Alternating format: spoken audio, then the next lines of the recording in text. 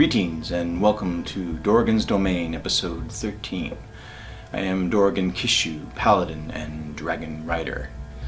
In our last episode, I started to brainstorm a new homebrew setting called Dark Plane.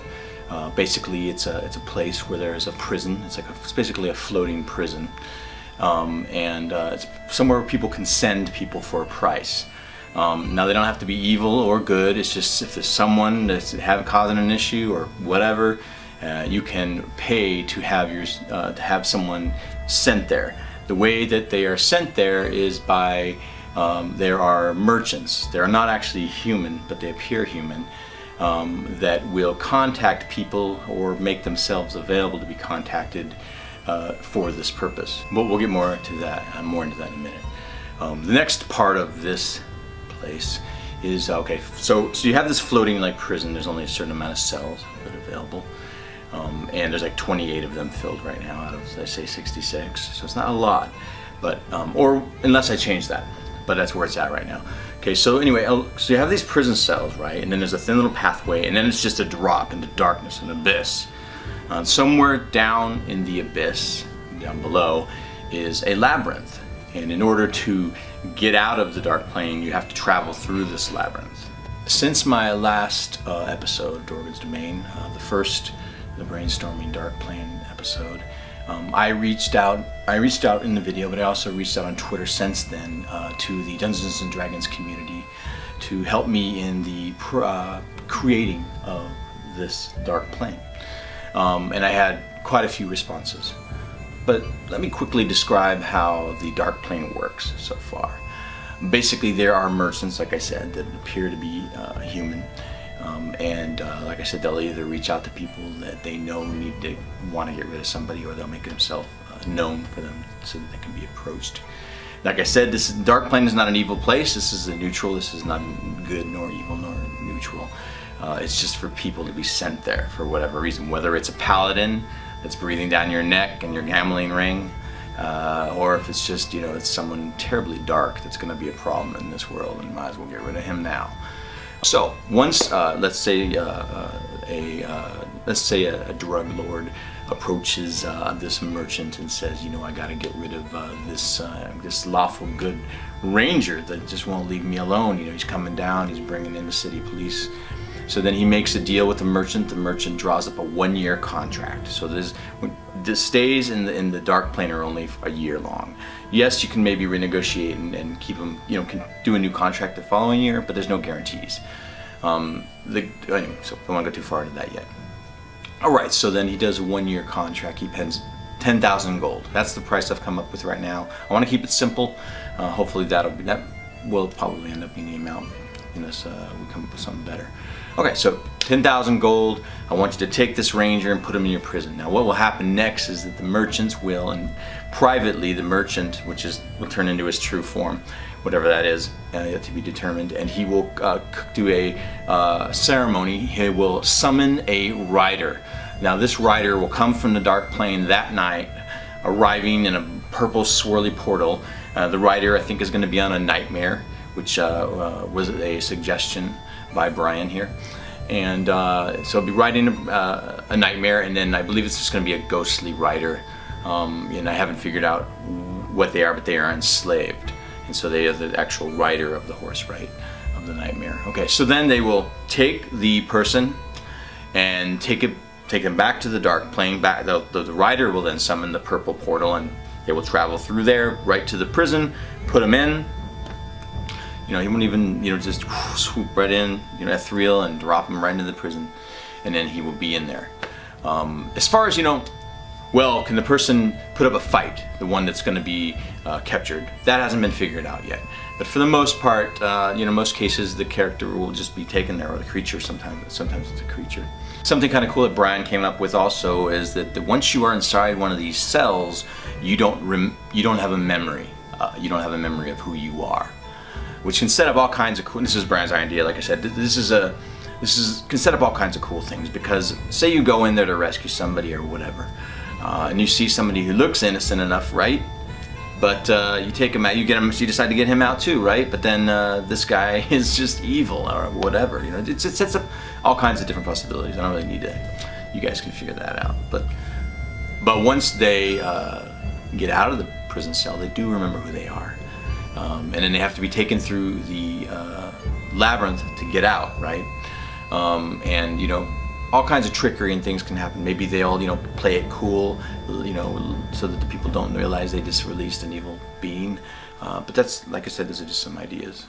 Here's a very rough drawing of the prison cells that I did, which is kind of like a circular thing that floats, and then there's another layer that floats. The ruler of the Dark Plane is a half-demon named Adriel Zanfa.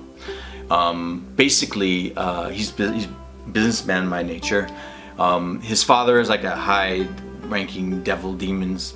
We haven't figured that out yet. Doesn't want Adriel living in the hells. It's a pride thing. He doesn't like the fact that he's half human. But Adriel hates the material planes, so he strikes a deal with his father and says, you know, create this plane for me. I will conduct business that may or may not be of interest to you.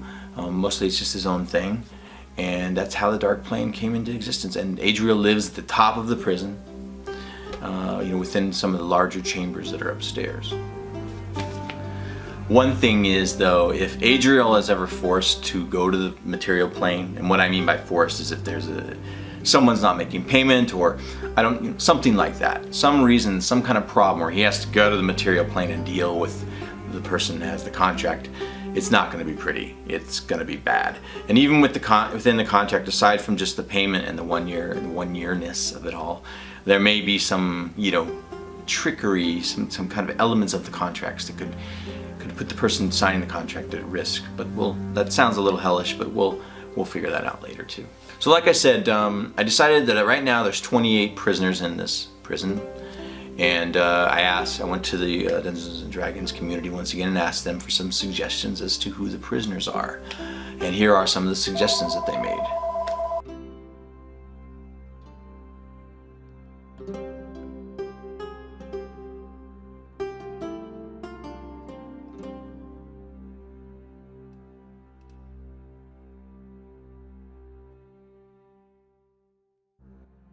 These are some great ideas. One other thing is that I haven't determined yet what the Adriel is going to be using this money for. I think it's going to be a little more complex than him just gathering money to be rich. He's a half demon. He doesn't even live in the material plane. There has to be something there. There has to be some reason why he wants this gold.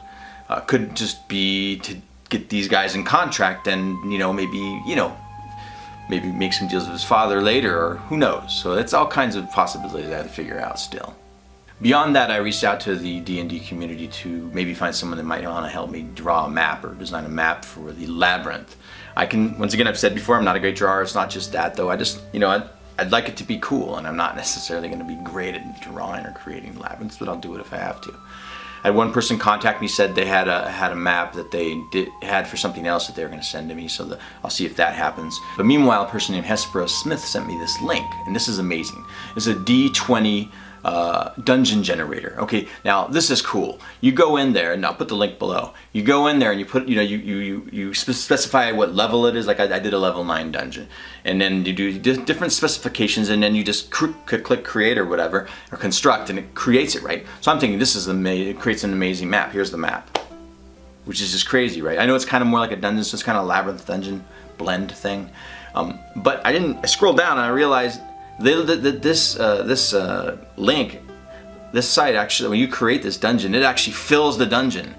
It literally created 55 pages, and I printed this just because I like having physical.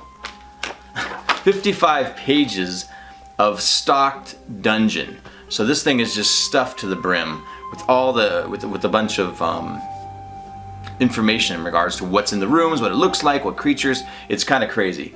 And then when the level 9 looks kind of treacherous, so I also generated a level 4 version of it in case, depending on if I want a lower level or someone wants to go to the Dark Plane with lower level characters, because obviously going into a level 9 dungeon, this place is nasty. Something else was within the labyrinth. Now Eric suggested that maybe in the middle. I'm not sure if it's going to be in the middle or not, but it's going to be a large dark orange swirling portal. And literally you go through it, you are out of the Dark Plane. So that is cool. And then beyond that, now, like I said, you have the floating prison, you have the labyrinth down below, and then it's the abyss between it, right? Which is just darkness. You don't know how far it is. And flying around, there are going to be these giant golems of cold iron, which was a suggestion from Hans I liked. Eric also had some different ideas as well. Here are those.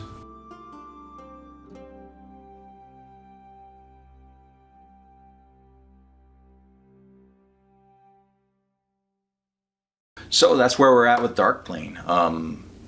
It's progressing really well, largely because of my collaborators. They're really helping me. I mean, I had some designs, but they're really helping me keep it going, and so I appreciate all that. And other than that, that's it for this episode of DORAGONS Domain. Thanks for checking it out, and I will see you on Twitter.